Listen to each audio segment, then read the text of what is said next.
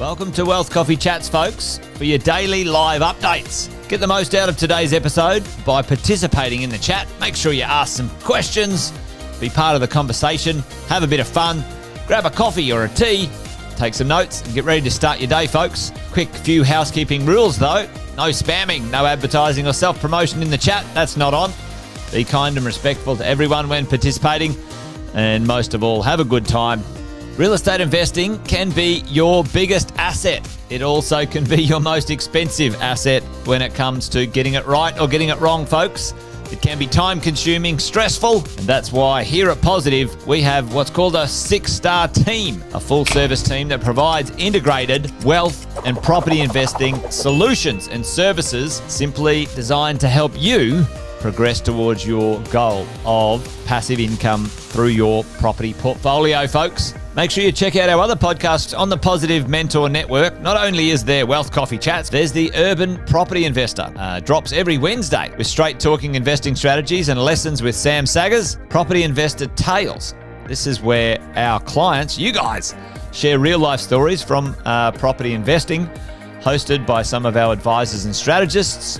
And that's done every fortnight, dropping every Monday. Wealth, Wine and Wisdom, folks, that debriefs the week that was in the world of finance and property, hosted by yours truly, Jason Witten and Andy Fenton on Fridays. Welcome to another Wealth Coffee Chat. Marvellous Monday. Hope you're well, folks, wherever you are. If you think it's Get Rich Quick, you're in the wrong place. This is the wrong podcast. This is the wrong life for you. Welcome to another Wealth Coffee Chat. Hope you're all awesome and well.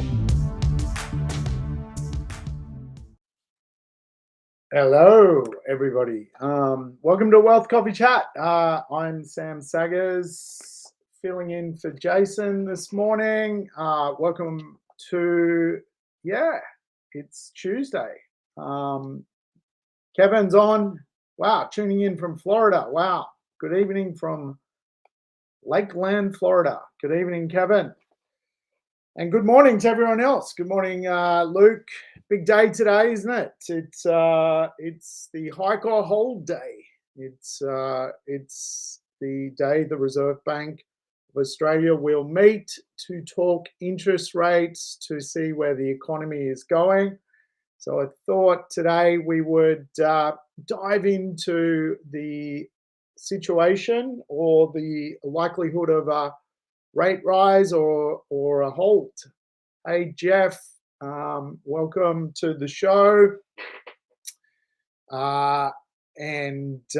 Yes, congratulations on your decision there. Good stuff.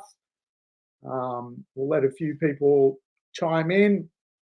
Margaret's joined us. Thank you for joining. I'm Sam Saggers, today's host. I'm going to help Jason out. He's got a few things on. So I've dived into run the show. But today is hike or hold Tuesday because the Reserve Bank of Australia is meeting today to talk about interest rates. So we might dive into what that looks like. So let's take a look. Hike or hold. Where is the Reserve Bank at? It's a maybe put in the chat. Where do you guys think the Reserve Bank? Do you think they'll leave rates where they are, lower rates, or even hike rates? Anyone got any opinions? Who's tuning in? There's just a couple of us online right now. No one? All right, leave it to me. That's okay. I've got some opinions on what's going to happen. So let's have a bit of a sticky beak at really what Luke's got to hold. Yes, I think that's pretty sound. A lot of holds coming through. All right. Just to guess, Margaret, hold. That's all good. So today, I think we'll break down what's going on with the economy, what the Reserve Bank have to consider when they're making their rate call today. Obviously, the economy is a level of a mixture of confidence and money. I get a lot of my research through Oxford Economics, of which I subscribe. And really, we'll take a look at potentially what is going to happen with where the Reserve Bank kind of sits. So let's take a look at inflation. Inflation is still well above where it should be from a targeted point of view. Obviously, the Reserve Bank of Australia is targeting a sort of 2 to 3% inflation rate.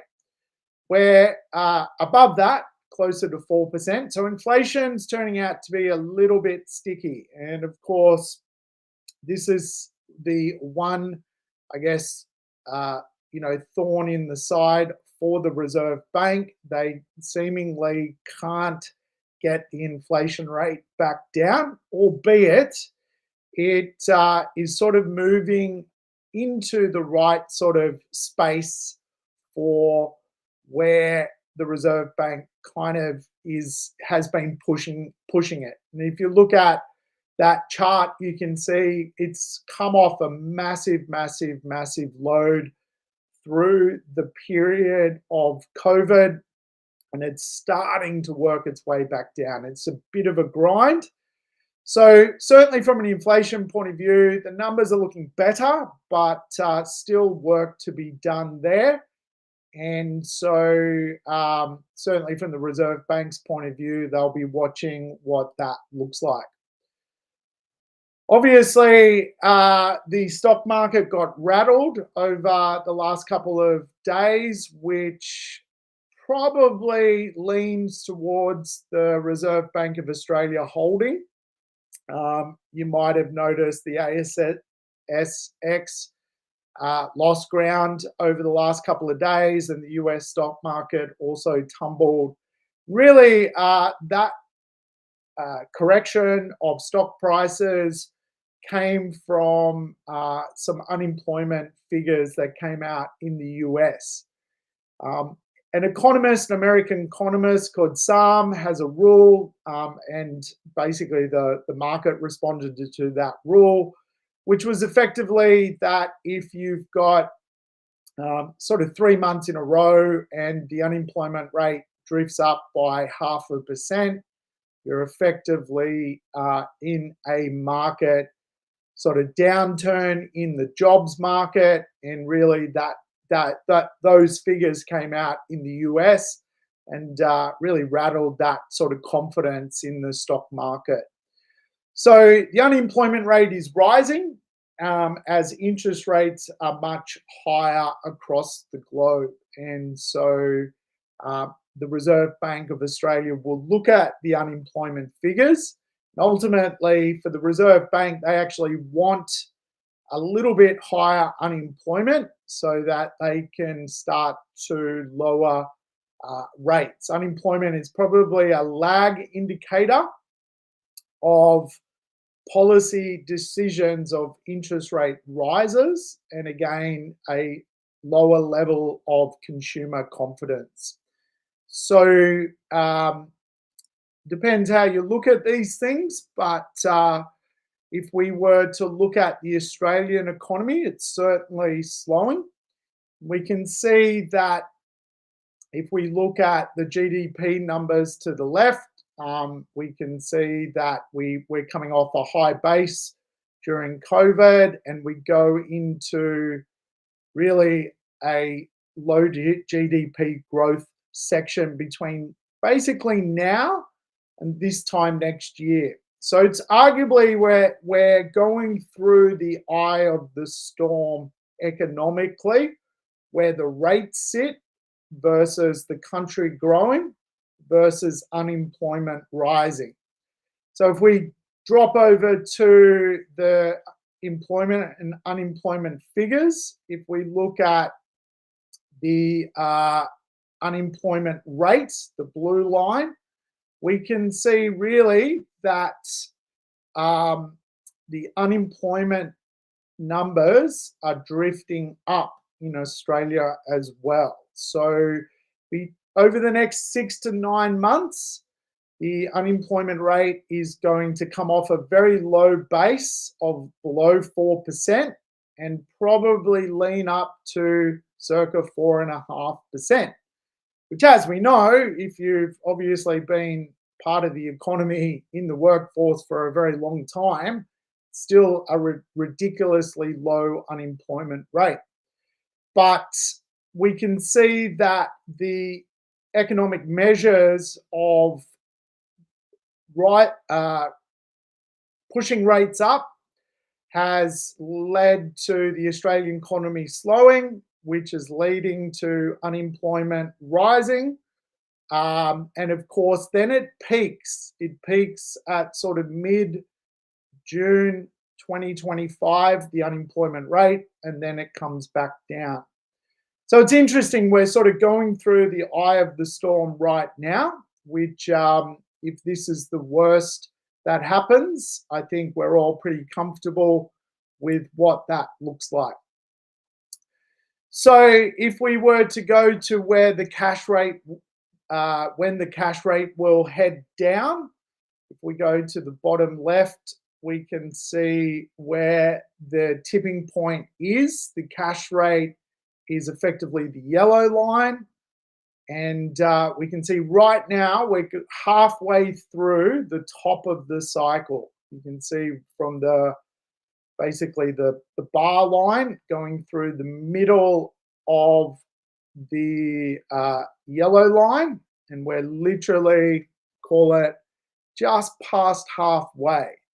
So probably another 6 months of interest rates at where they currently are before we start seeing the cuts come into the market.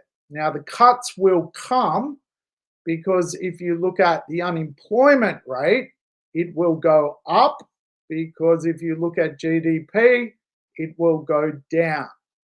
And so you can't have one without the other. It's all interconnected.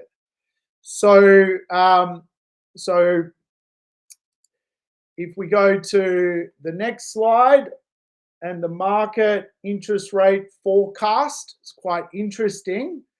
If we go to the 23rd of July, a decrease to 4.10%, the market priced in 0% chance. By the 31st of July, the US unemployment figures had come out. The market had priced in a 5% chance of a decrease to 4.10%. Obviously, the cash rate at the moment is 4.35%, so a quarter of a percentage drop. And we can see today the market has actually forecast a 20% chance of a drop to 4.1%. So we can see that the market is actually getting now very prepared for interest rate cuts, albeit probably a bit early to actually unfold. So interesting stuff. If we go to hike or hold, I'm going to put my guessing cap on, and I'm going to say today the Reserve Bank of Australia will hold interest rates. They certainly won't be hiking them. I would not think so. The US jobless figures came out and shocked the market, so that will work in borrowers' favors, and you will find the Reserve Bank hold on interest rates.